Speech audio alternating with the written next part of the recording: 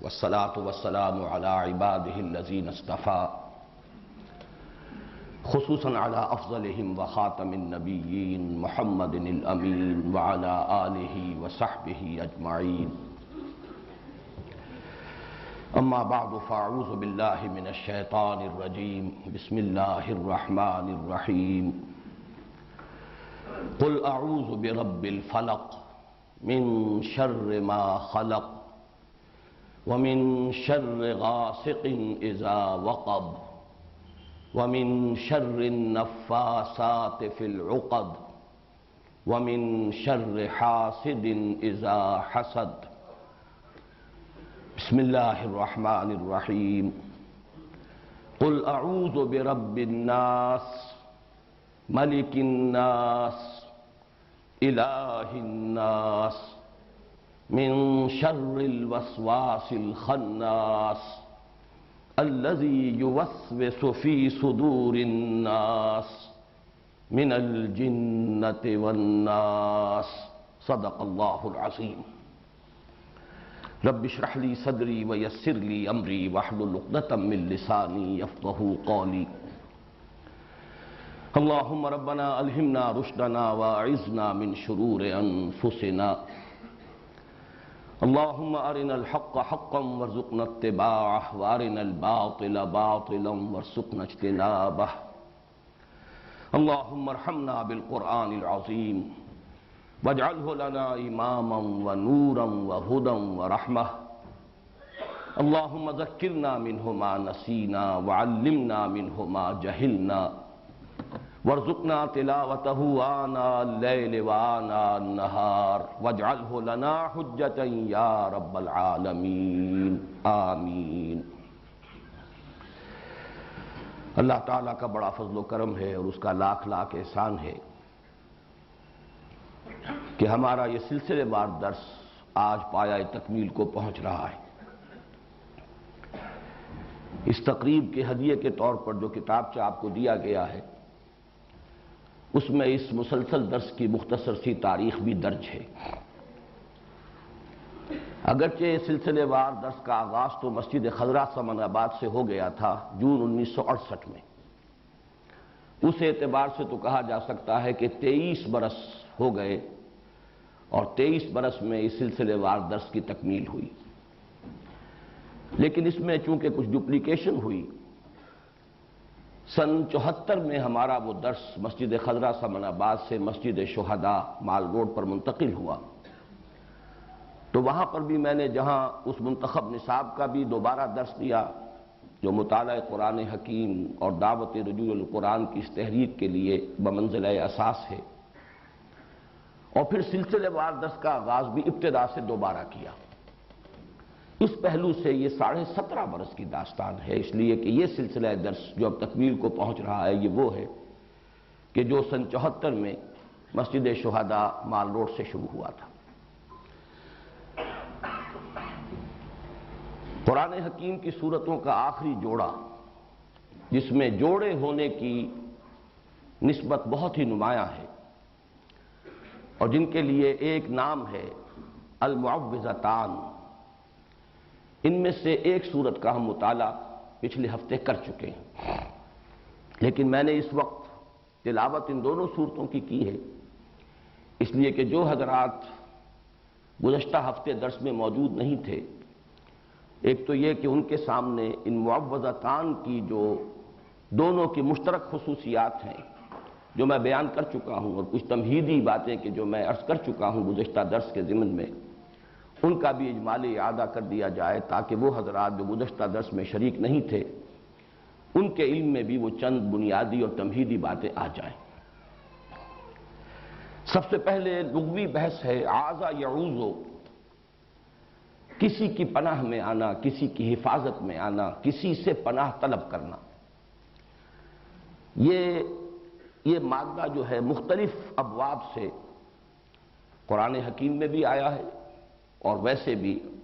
عام استعمال میں بھی اس کے مصدر مختلف ابواب سے آتے ہیں. عاذ یعوذ ثلاثی مجرد سے اس کے معنی ہے خود پناہ طلب کرنا، خود حفاظت چاہنا، خود کسی کی پناہ میں آنا. یہی مفہوم ہوگا باب تفاعل سے، تعوذ یا تعوذ، اسی سے ہمارے ہاں مستعمل ہے لفظ تعوذ کے بعد انہوں نے یہ فرمایا، تعوذ کے بعد تلاوت کی۔ یہی مفہوم ہے باب استفعال سے، استعاذہ، جیسے کہ قرآن حکیم میں آیا ہے فَإِذَا قَرَأْتَ الْقُرْآنَ فَاسْتَعِذْ بِاللَّهِ، استعاذہ، اس کا مفہوم بھی ہوگا کسی کی پناہ میں آنا، کسی کی پناہ طلب کرنا خود اپنے لیے۔ لیکن باب افعال سے اور باب تفعیل سے اس کا متعدی مفہوم بنتا ہے۔ اعاذ یعیذ، کسی اور کے لیے پناہ طلب کرنا یا کسی کو کسی کی پناہ میں دینا، جیسے کہ حضرت مریم کی والدہ سلام علیہما، ان دونوں کا ان کا قول نقل ہوا ہے قرآن حکیم میں سورہ آل عمران میں، وَإِنِّي أُعِيذُهَا بِكَ وَذُرِّيَّتَهَا مِنَ الشَّيْطَانِ الرَّجِيمِ، کسی کو پناہ میں دینا۔ اسی سے باب تفعیل میں تعویذ کا لفظ بنا ہے، جو ہمارے ہاں عام بول چال میں مستعمل ہے، تعویذ۔ تعویذ کے معنی بھی ہوں گے کسی کی پناہ میں دینا یا کسی اور کے لیے پناہ طلب کرنا۔ اسی سے یہ اس میں فاعل ہے المعوذتان، دو پناہ طلب کرنے والی صورتیں یا دو وہ صورتیں جو کسی کو کسی کی پناہ میں دیتی ہیں، انسانوں کو اللہ کی پناہ میں دینے والی ہیں۔ جیسے کہ میں نے عرض کیا، یہ قرآن حکیم میں جو صورتوں کے مابین نسبت زوجیت ہے، جوڑے جوڑوں کی شکل میں ہیں، اکثر و بیشتر صورتیں قرآن حکیم کی، اس کی نمایاں ترین مثال یہی ہے۔ بلکہ یہ کہ سورہ فاتحہ جو پورے قرآن حکیم کے لیے ایک دیباچے کے طور پر ہے، مقدمے کے طور پر ہے، خود اپنی جگہ اتنی عظیم صورت ہے کہ اسے خود کہا گیا ہے والقرآن العظیم وَلَقَدْ آتَيْنَاكَ سَبْعًا مِنَ الْمَثَانِي وَالقرآن العظیم، اور حضور نے فرمایا کہ سبع مثانی بھی یہ سورہ فاتحہ کی 7 آیات ہیں، اور قرآن عظیم ہے اپنی جگہ، مکمل قرآن۔ اس کے بعد جو 2 صورتیں آتی ہیں، سورہ بقرہ، سورہ آل عمران، ان کو بھی حضور نے ایک نام دیا ہے، لیکن وہ زیادہ مشہور و معروف نہیں ہے۔ الزہراوان، الزہراوین، 2 نہایت تابناک اور نہایت روشن صورتیں، سورہ بقرہ، سورہ آل عمران۔ بلکہ ان کے لیے یہ آتا ہے کہ یہ میدان حشر میں غیایتان یا غمامتان کی شکل میں ظاہر ہوں گی، 2 ایسی بدلیوں کی شکل میں، یا 2 جیسے پرندوں کے جھنڈ جیسے ہوتے ہیں جن سے سایہ ہو جاتا ہے، تو حشر میں ان کا ظہور ہوگا اس صورت میں۔ اور جن لوگوں کو ان صورتوں سے محبت تھی اور جو تعلق خاطر رکھتے تھے ان کے ساتھ، ان پر وہ سایہ کریں گی میدان حشر۔ تو ابتداء میں بھی الزہراوین اور اختتام پر المعوذتین۔ باقی یہ کہ جوڑے ہونے کی نسبت قرآن حکیم میں بعض مقامات پر بہت نمایاں ہے، بعض مقامات پر قدر خفی ہے، یہاں پر وہ نسبت بہت نمایاں ہے۔ ایک تو یہ کہ ایک ہی مضمون ہے، صاف نظر آ رہا ہے، تعوذ، تعویذ۔ پھر یہ کہ اس کو جو تقسیم کیا گیا ہے، اس کے اعتبار سے ہمیں یہ نظر آتا ہے کہ یہ کوئی الٹپ تقسیم نہیں ہے، بلکہ بڑی حکیمانہ تقسیم ہے۔ یہ ایک مضمون کو مکمل کرنا ہے 2 حصوں میں، اور صحیح تر تمثیل ہوگی کہ یہ ایک تصویر کے 2 رخ ہیں۔ انسان پر کچھ آفات وہ ہیں جو خارج سے اس پر وارد ہوتی ہیں، اثر انداز ہوتی ہیں، ان سے پناہ طلب کرنے کی تلقین ہے سورۃ الفلق میں۔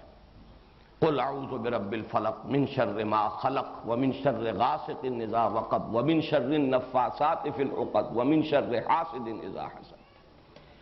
اور ایک مصیبت وہ ہے جو خود انسان کے اپنے اندر سے ہو کر اس پر اثر انداز ہوتی ہے، وہ وسوسہ۔ ظاہر بات ہے کہ وسوسہ جو ہے وہ چاہے شیاطین انس کی طرف سے ہو یا شیاطین جن کی طرف سے ہو، وہ خود انسان کے باطن پر اثر انداز ہوتا ہے۔ نفس کے اندر جو داعیات موجود ہیں، اس کا اپنے نفس امارہ، اس کی اپنی حیوانی جبلتیں، اس کے اپنے اینیمل انسٹنکٹس، وہ ہیں کہ جو بھڑکتے ہیں، مشتعل ہوتے ہیں، اور اس سے پھر انسان کے دین اور ایمان کو، اس کی سلامتی کو خطرہ لاحق ہوتا ہے۔ تو بہترین حکیمانہ تقسیم کر دی گئی، خارج سے اثر انداز ہونے والے خطرات اور مضرات وہ سورۃ الفلق میں،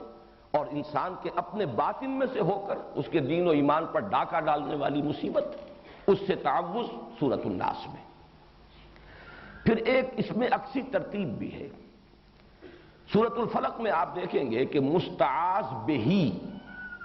جس کی پناہ طلب کی جا رہی ہے وہ صرف ایک آیت میں آیا، قل اعوذ برب الفلق، جبکہ مستعاذ من ہو اس کے لیے 4 آیتیں ہیں، اور شر کے لفظ کی گردان اب شروع ہوئی ہے، من شر ما خلق ومن شر غاسق اذا وقب ومن شر النفاثات فی العقد ومن شر حاسد اذا حسد۔ اس کے برعکس ریسیپروکل نسبت ہے، یہ عکسی ترتیب ہے۔ سورۃ الناس میں 3 آیتیں ہیں کہ جن میں مستعاذ بہی، قل اعوذ برب الناس ملک الناس الہ الناس، اور مستعاذ منہ صرف ایک ہے، اگرچہ آیات 3 ہے لیکن شر کا لفظ ایک ہی مرتبہ آیا ہے، من شر الوسواس الخناس الذی یوسوس فی صدور الناس من الجنۃ والناس۔ آخری 2 آیتیں اسی کی تشریح پر مشتمل ہیں، ورنہ مستعاذ منہ صرف ایک ہے، مستعاذ بہی اگرچہ ذات باری تعالیٰ اپنی جگہ پر تو اکیلی ہے، تنہا ہے، قل هو اللہ احد، لیکن اس کے ساتھ انسانوں کی 3 نسبتیں نمایاں کی گئیں، قل اعوذ برب الناس ملک الناس الہ الناس،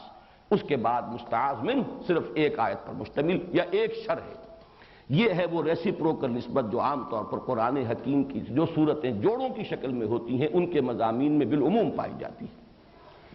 اس کے ضمن میں ایک بہت ہی حسین نکتہ ہے جو امام راضی نے بیان کیا ہے کہ واقعہ یہ ہے کہ انسان پر جو مصائب یا جو شرور اثر انداز ہوتے ہیں خارج سے، اس کا سارا اثر انسان کے جسم اور جان پر ظاہر ہوتا ہے، جبکہ انسان پر جو شیطان کی وسوسہ اندازی کا اثر ہے وہ در حقیقت اس کے دین و ایمان پر ڈاکہ ڈالتا ہے۔ لہذا مستعاذ بہی جو ہے اس کے ساتھ بہت زیادہ تعلق کی ضرورت ہے، بہت مضبوط ربط کی تعلق ہے، اس لیے ضرورت ہے، اس لیے کہ شیطان کا یہ وسوسہ جو انسان کے دین و ایمان کے لیے خطرہ ہے،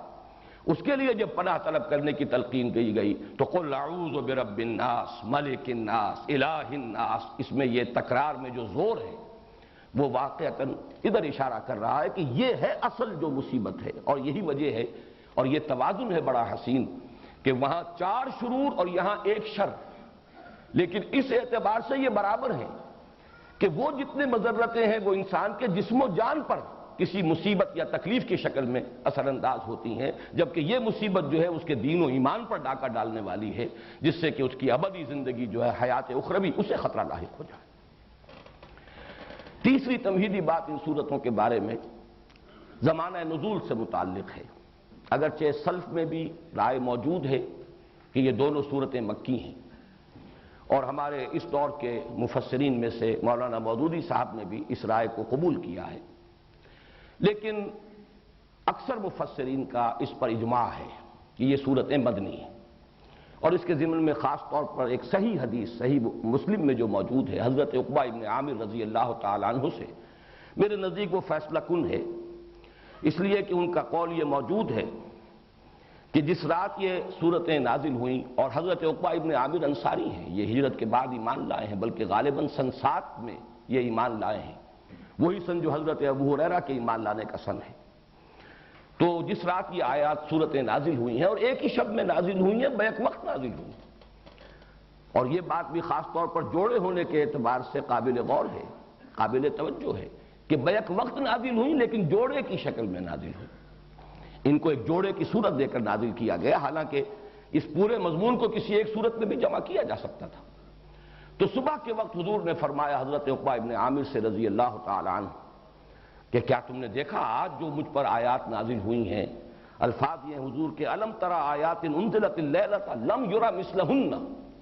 ویسی آیات اس سے پہلے کبھی نہیں دیکھی گئیں، اور حضور کا یہ معمول بھی ہمارے علم میں ہے کہ آپ اس سے پہلے مختلف آپ سے دعائیں منقول ہیں تعوذ کی، مختلف الفاظ میں آپ اللہ تعالیٰ کی پناہ طلب کیا کرتے تھے مختلف آفات سے، لیکن جب یہ صورتیں نازل ہو گئی تو پھر آپ نے اپنی بقیہ تمام دعاؤں کو ترک کر کے صرف انہی دونوں صورتوں کو معمول بہی بنا لیا، انہی کے ذریعے سے تعوذ، اس لیے کہ اب یہ جامع ترین کلمات ہیں، لم یری مثلہن، ان جیسی تو آیات دیکھی ہی نہیں گئی۔ پھر یہ کہ ثانوی طور پر اس چیز کو تقویت پہنچاتی ہے یہ بات بھی کہ حضور صلی اللہ علیہ وسلم پر جو جادو کیا گیا،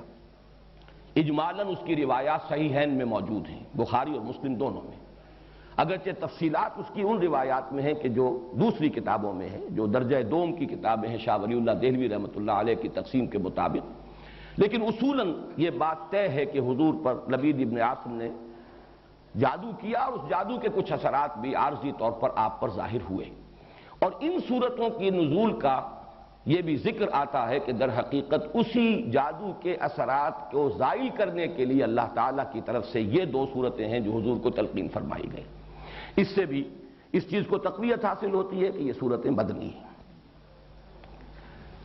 اب آئیے ہم سورۃ الناس کا مطالعہ شروع کرتے ہیں۔ معوذتین کے بارے میں ایک بات اور نوٹ کر لیجئے، اور یہ میں نے سورہ اخلاص کے درس کے ضمن میں عرض کی تھی کہ ان دونوں کا تعلق ایک جوڑے کی شکل میں یہ دونوں صورتیں ہیں، قل اعوذ برب الفلق قل اعوذ برب الناس، اور دونوں کا ایک بڑا معنوی اور گہرا ربط ہے سورہ اخلاص کے ساتھ،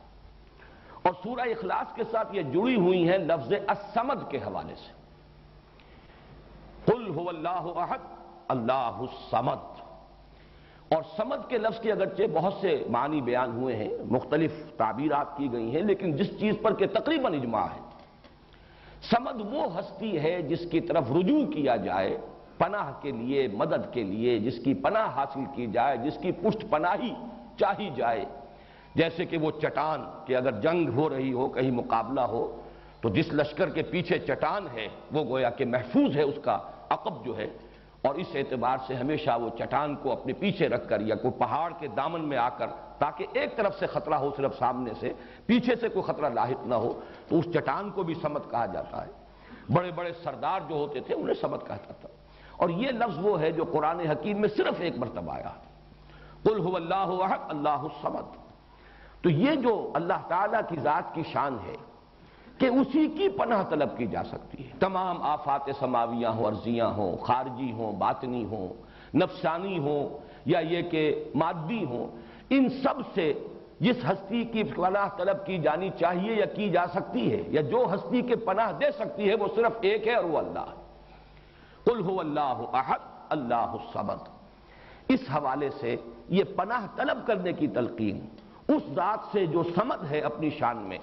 اس سے پناہ طلب کرو کن کلمات سے؟ قل اعوذ برب الفلق الى آخر السورہ، قل اعوذ برب الناس الى آخر السورہ۔ تو گویا کہ یہ دونوں صورتیں آپس میں جوڑے ہونے کی حیثیت رکھتی ہیں، اور پھر دونوں کی دونوں منسلک ہیں سورہ اخلاص سے، اور اس کے خاص طور پر لفظ الصمد سے۔ یہی وجہ ہے کہ حضور صلی اللہ علیہ وسلم کا جو معمول ہمیں معلوم ہوتا ہے مختلف روایات سے، اور یہ بھی صحیحین کی روایات بھی ہیں، کہ آپ رات کو سونے سے قبل اپنی دونوں ہتھیلیوں کو جوڑ لیتے تھے، اور ان پر یہ تین صورتیں آپ تلاوت کر کے پھونکتے تھے، سورہ اخلاص اور معوذتین، اور پھر اپنے دونوں ہاتھوں کو جسم پر پھیر لیتے تھے جہاں جہاں تک بھی وہ ہاتھ پہنچ سکے۔ اور یہ آپ کا ایسا مستقل معمول تھا کہ نبی اکرم صلی اللہ علیہ وسلم جب بیمار ہوئے مرض وفات میں، اور جب آپ کی نقاہت بہت بڑھ گئی، پھر یہی عمل حضرت عائشہ کرتی رہیں رضی اللہ تعالیٰ عنہ، حضور کے ہاتھ اپنے ہاتھ میں لے کر اور اس پر وہ پڑھ کر پھونکا، اور پھر حضور کے ہاتھوں کو اپنے ہاتھوں کے ذریعے سے ہاتھ پکڑ کر حضور کا، اور وہ آپ کے پورے جسم پر جیسے آپ کا معمول تھا آپ پھیرتی تھی۔ اس میں یہ تینوں صورتیں حضور نے جمع کی، اور بعض روایات میں لفظ بھی آتا ہے معوذات۔ یہ تینوں مل کر بھی در حقیقت ایک مضمون کی چونکہ تکمیل کر رہی ہیں، تو میں نے ایک لفظ جو ہے جو حضرات مستقلاً میرے اس درس میں شریک رہے انہیں معلوم ہے کہ 6 سوروں کی میں نے ایک اصطلاح ہے اس کو عام کیا ہے، کہ قرآن حکیم میں بعض جگہوں پر ایسا ہے کہ 2 صورتیں جوڑوں کی شکل میں ہے اور پھر ایک صورت ان کے ساتھ منسلک ہے، وہ ایک ضمیمے کے طور پر ہے، یا یہ کہ اس سے پہلے وہ آئی ہے اور وہ پریزائڈنگ پوزیشن میں ہے اور جوڑا اس کے ساتھ منسلک ہے، اور اس طریقے سے متعدد مقامات پر قرآن حکیم میں یہ 6 سورے یعنی 3 صورتوں کے سب گروپس وجود میں آئے۔ یہی معاملہ اس سے پہلے 6 سورے کا ہے، قل یا ایھا الکافرون منفرد مزاج کی صورت ہے، اور اس کے ساتھ منسلک ہے سورۃ النصر اور سورۃ اللہب۔ یہ دونوں در حقیقت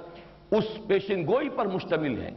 کہ فتح آ کر رہے گی، محمد کا مشن کامل ہو کر رہے گا صلی اللہ علیہ وسلم، کفر کی قوت ٹوٹ کر رہے گی، اور اس کا سب سے بڑا نمایاں چونکہ وہاں فرد ابو لہب تھا، اس کے ہاتھ ٹوٹ کر رہیں گے، وہ تباہ و برباد ہو کر رہے گا۔ یہ دونوں صورتیں در حقیقت ایک ہی مضمون کے 2 پہلوؤں کو بیان کر رہی ہیں۔ مدد آئے گی اور مشن کی تکمیل ہوگی، اور وہ وقت آئے گا کہ لوگ جوک در جوک اور فوج در فوج اللہ کے دین میں داخل ہوں گے۔ اسی مضمون کا گویا کہ عکس ہے، کفر کی طاقت ٹوٹ کر رہے گی، ابو لہب کے ہاتھ جو ہیں برباد ہو کر رہیں گے۔ یہ دونوں صورتیں جڑی ہوئی ہیں کس سے؟ جس میں اعلان برات کیا گیا، قل یا ایھا الکافرون لا اعبد ما تعبدون ولا انتم عابدون ما اعبد ولا انا عابد ما عبدتم ولا انتم عابدون ما اعبد لکم دینکم ولی دین۔ تو اس طرح پر قرآن حکیم کی یہ آخری 6 صورتیں 2 سہ سوروں کی شکل میں ہیں۔ سورہ کافرون اور ان کے ساتھ جوڑا سورۃ النصر، سورۃ اللہب، سورہ اخلاص اور اس کے ساتھ جوڑا معوذتین۔ اور اسی سے بات سمجھ میں آئے گی کہ ان دونوں سہ سوروں کے جو ابتدائی صورتیں ہیں، جو پریزائڈنگ پوزیشن میں ہیں دونوں سہ سوروں میں، ان کے درمیان بڑا گہرا ربط ہے۔ میں نے مثال بھی دی تھی، آج بھی عرض کر رہا ہوں کہ اگر 2 ٹرائنگلز آپ بنائیں اپنے سامنے ہی کاغذ پر، جن میں سے ایک کے اوپر سورہ کافرون اور نیچے کے دونوں زاویے جہاں ہیں وہاں سورۃ النصر اور سورۃ اللہب، اور دوسری ٹرائنگل کے اوپر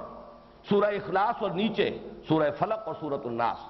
اب آپ دیکھیں گے کہ یہ دونوں جو ٹاپ پر ہیں سورہ کافرون اور سورہ اخلاص، یہ ایک دوسرے کے قریب آ جائیں گی، ان کا براہ راست ایک ربط و تعلق ہوگا۔ اور یہی ربط و تعلق ہمارے سامنے آتا ہے حضور کے معمولات میں۔ فجر کی 2 سنتوں میں سورہ کافرون اور سورہ اخلاص، یہ آپ کا ایک مستقل معاملہ تھا۔ اسی طریقے سے طواف کی 2 رکعتیں، پہلی رکعت میں سورہ کافرون، دوسری میں سورۃ اخلاص، معلوم ہوا کہ ان دونوں میں بڑا گہرا ربط ہے۔ پھر یہ کہ سورہ اخلاص کو جہاں کہا گیا ثلث قرآن کہ یہ 1/3 قرآن کے مساوی ہے،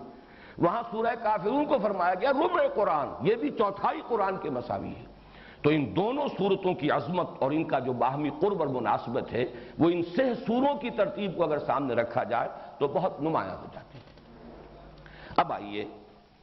قل اعوذ برب الناس ملک الناس الہ الناس، یہ ہے مستعاذ بہی، جس کے ذریعے سے استعاذہ کیا جا رہا ہے، جس کی پناہ طلب کی جا رہی ہے، یا جس کی پناہ طلب کرنے کی تلقین کی جا رہی ہے۔ قل کے لفظ کو شامل کیجئے، کہو میں پناہ میں آتا ہوں، میں پناہ طلب کرتا ہوں لوگوں کے رب کی، لوگوں کے بادشاہ کی، لوگوں کے الہ اور معبود کی۔ یہ جو 3 الفاظ آئے ہیں اور ہم ان تینوں آیات پر ایک ہی وحدت کی حیثیت سے غور کریں گے، اس لیے کہ یہ مستعاذ بہی ہے، جس کی پناہ طلب کی جا رہی ہے، جس کی حفاظت چاہی جا رہی ہے۔ ان میں سب سے پہلے، جیسا کہ میں نے اپنے آخری درس میں عرض بھی کیا تھا، سورہ اخلاص کا جب ہم مطالعہ کر رہے تھے کہ اگرچہ اس سے پہلے درس کے دوران لفظ اللہ جو ہے، اللہ کا یہ نام بے شمار مرتبہ آیا ہے، لیکن شروع میں اس کی وضاحت کی تھی، اللہ کی لغوی بحث، اس کا مادہ کیا ہے، اس کے مفاہیم کیا ہیں، یا پھر میں نے سورہ اخلاص میں آ کر ان باتوں کو دہرایا ہے۔ اور میں نے عرض کیا تھا کہ لفظ رب کا جہاں تک تعلق ہے اس پر انشاءاللہ گفتگو ہوگی سورۃ الناس میں، حالانکہ یہ لفظ سورۃ الفلق میں بھی آ چکا ہے، قل اعوذ برب الفلق قل اعوذ برب الناس۔ آج میں چاہتا ہوں کہ اس لفظ کی بھی لغوی بحث، اور اس میں ایک اشکال ہے، وہ اشکال ہے کہ جس میں میں بھی بہت عرصے تک مبتلا رہا ہوں، اس لیے کہ عام طور پر اس لفظ کا ترجمہ کیا جاتا ہے پالن ہار، پروردگار، پرورش کرنے والا، درجہ بدرجہ ترقی دینے والا۔ حالانکہ یہ لفظ جب آتا ہے قرآن مجید میں، جیسے کہ سورہ بنی اسرائیل میں آیا ہے وَقُلْ رَبِّ ارْحَمْهُمَا كَمَا رَبَّيَانِي صَغِيرًا، اب یہ ربیانی یہ تربیت سے بنا ہے، باب تفعیل ہے، تربیہ۔ اب یہ کہ یہ مادہ را با با سے ہے یا را با وا سے ہے، اس میں بڑی بحث اور بڑا اشکال مجھے بھی رہا، اس لیے کہ در حقیقت را با با رب، اس کا اصل مفہوم جو سمجھ میں آتا ہے وہ ہے مالک ہونا، رب الدار، گھر کا مالک، رب المال، مال والا، جس کی انویسٹمنٹ ہے، مضاربت اگر ہے، ایک شخص جو ہے اس نے انویسٹ کیا ہے وہ رب المال ہے، اور دوسرا شخص جو ہے وہ مضارب ہے، وہ کام کر رہا ہے، محنت کر رہا ہے۔ تو رب کا لفظ جہاں بھی آتا ہے در حقیقت اپنے اصل مفہوم میں، اس کا مفہوم جو ہے لغوی، مجھے جو اشکال لاحق رہا وہ یہی تھا کہ وہ تو اس کے استعمالات کا اگر ہم جائزہ لیں تو وہ تو مالک ہونے کے مفہوم میں آتا ہے، رب المال، رب الدار، رب البیت۔ اس میں رب کا لفظ، اب جیسے خاص طور پر رب البیت، یہ جو خانہ کعبہ ہے اس کا رب، خانہ کعبہ کی تو کوئی تربیت نہیں، اس کی کوئی پرورش نہیں، اس کا کوئی پالنا پوسنا نہیں، وہاں تو در حقیقت رب کا مطلب مال جیسے رب المال ہے اسی طرح رب الدار ہے، مال والا، گھر والا، مال کا مالک، رب کا مالک، گھر کا مالک۔ لیکن یہ کہ یہ لفظ جو ہے، اب میں نے اس پر جب مزید غور کیا تو متعدد الفاظ ایسے ہیں کہ جس میں یہ را با با جس طریقے سے ہے، اسی طرح شین قاف قاف شق، دال سین سین دس، اس سے جب باب تفعیل میں مصدر بنتے ہیں، جیسے کہ وہاں پر شق سے جو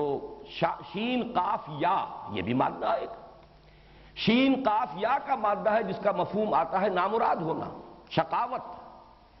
شقی جو نامراد ہے، ناکام ہے۔ اب جب سورہ طٰہٰ میں لفظ آیا طٰہٰ ما انزلنا علیک القرآن لتشقی، طٰہٰ ہم نے یہ قرآن آپ پر اس لیے تو نازل نہیں کیا، وہاں ترجمہ میں دیکھتا ہوں کہ آپ مشقت میں پڑھیں، حالانکہ مشقت کے لفظ کے لیے مادہ آنا چاہیے شین قاف قاف، وہاں شین قاف یا ہے تشقا، تو یہ ایک اشکال رہا میرے ذہن میں۔ اسی طریقے سے دسا، دال سین سین، اور دسا یہ جو آیا ہے قد افلح من دساہا وقد خاب من، قد افلح من زکاہا وقد خاب من دساہا، یہاں پر بھی وہ اشکال ہے۔ تو یہ اشکال ہوا امام رازی کی جب تفسیر میں پڑھ رہا تھا سورۃ الشمس کی، تو انہوں نے بعض نحویین کا یہ قول نقل کیا کہ یہ مادے در حقیقت دال سین سین اور دال سین یا، یہ بہت ایک دوسرے کے برابر ہم معنی ہے، بلکہ ایک ہی لفظ کی بدلی ہوئی شکل ہے۔ یہی اصول اگر ہم اس کا اطلاق کریں را با با اور را با وا پر، تو اس کا مطلب یہ ہے کہ یہ دونوں الفاظ بہت قریب ہیں، ان کو علیحدہ مادے بھی کہا جا سکتا ہے اور ایک مادہ بھی قرار دیا جا سکتا ہے۔ چنانچہ میں نے جب تحقیق کی ہے تو عجیب صورت سامنے آئی کہ لغت کے ایک بہت بڑے امام اور خاص طور پر مفردات القرآن کے مصنف، اتنی عظیم کتاب لکھنے والے امام راغب اصفہانی، انہوں نے را با با کے مادے کے ساتھ اس میں رب کے ساتھ صرف ربا یربی کو ایک ہی کہا ہے کہ یہ ربا یربی تربیتاً، اور را با با یہ در حقیقت ایک ہی مادہ، یہ دو مادے علیحدہ ہیں ہی نہیں۔ جبکہ فؤاد عبد الباقی، اس نے جو کتاب لکھی ہے المعجم المفہرس لالفاظ القرآن الحکیم، اس نے اس کو بالکل برعکس رب کے ساتھ صرف اربابن، ربیون، ربانیون، ربائب کے لفظ کو جمع کیا ہے، باقی اربا یربی، ربا یربی، ان سب کو وہ ایک علیحدہ جو مادہ ہے اس کے ساتھ لیتے ہیں۔ اس اعتبار سے ان میں جو قرب ہے، ان میں جو ترادف پیدا ہو گیا ہے، اور دو اتنے عظیم جو ہمارے مفکرین ہیں لغت کے ماہرین، ان میں بھی یہ اختلاف پیدا ہوا، تو اس کی بنا پر یہ سمجھیے کہ یہ رب کا مفہوم جو عام طور پر عام ہو گیا ہے، پالنے والا، پوسنے والا، یہ اس وجہ سے ہے کہ یہ را با وا اور را با با یہ دونوں بالکل ہم معنی اور ایک دوسرے کے قریب اور مترادف یہ مادے ہیں۔ اس لیے عام طور پر ترجمہ جب بھی رب کا کیا جائے گا تو پالن ہار، پروردگار، پالنے والا، پوسنے والا، بلکہ یہ کہ امام راغب اصفہانی نے تو کہا ہی یہ ہے کہ را با با ہے ہی تربیہ، اور تربیہ کا مفہوم کیا ہے؟ کسی شے کو حالن فحالن ترقی دینا، درجہ بدرجہ ترقی دیتے ہوئے اس کے نقطہ عروج تک، اس کے نقطہ کمال تک پہنچا دینا، یہی لفظ رف کا اصل مفہوم ہے۔ اس کے بعد آئیے دوسرا لفظ ملک،